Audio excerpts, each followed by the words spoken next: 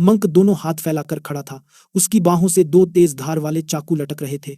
उसे 25 किलो की दो पानी से भरी बाल्टियां उठाकर पहाड़ की चोटी तक जाना था और पानी खाई में उड़ेलना था।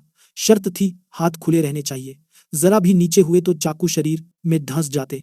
शुरुआत में वह बार बार असफल हुआ। जल्दी प्रमोशन की चाह में उसने रोज 400 बाल्टियां ढोना शुरू किया। महीनों की मेहनत के बाद वह बाकी शिष्यों से आगे निकल गया।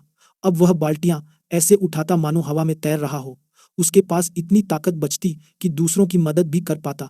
लेकिन जब गुरु को पता चला तो उन्होंने डांटा, ट्रेनिंग के वक्त दूसरों की मदद नहीं करनी चाहिए, वरना वो खुद सीखने का मौका खो देते हैं।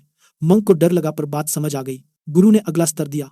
अब उसे लकड़ी के फिश पर वार की आवाज सुनकर खास हथौड़े से घंटी बजानी थी। हथौड़ा 10 किलो का था, लेकिन लंबी और लचीली बांस की डंडी से जुड़ा हुआ। पकड़ते ही वह 100 किलो का लगता और इसे सिर्फ एक हाथ से उठाना था। शुरुआत में वह ऊपर से पकड़ता और जल्दी थक जाता। कलाई में चोट लगी मगर उसने हार नहीं मानी। कड़ी प्रैक्टिस के बाद वह डंडे के निचले हिस्से से सटीक वार करने लगा। टेस्ट पास हुआ और उसे स्क्रिप्चर पवेलियन का सुपरवाइजर बना दिया गया। अब तीसरी चुनौती आई। उसे 2 जलती अगरबत्तियों के बीच खड़ा रहना था। सिर्फ लपटों पर नजर टिकनी थी, सिर हिलना नहीं चाहिए था। पहले तो उसे विश्वास था, लेकिन गति बढ़ते ही उसका सिर हिल गया और वह जल गया। गुरु बोले, तेरी आंखें जल सकती हैं पर सिर नहीं। इस बार उसने मन शांत किया। चाहे लपटें कितनी भी तेज हुई, उसका सिर स्थिर रहा।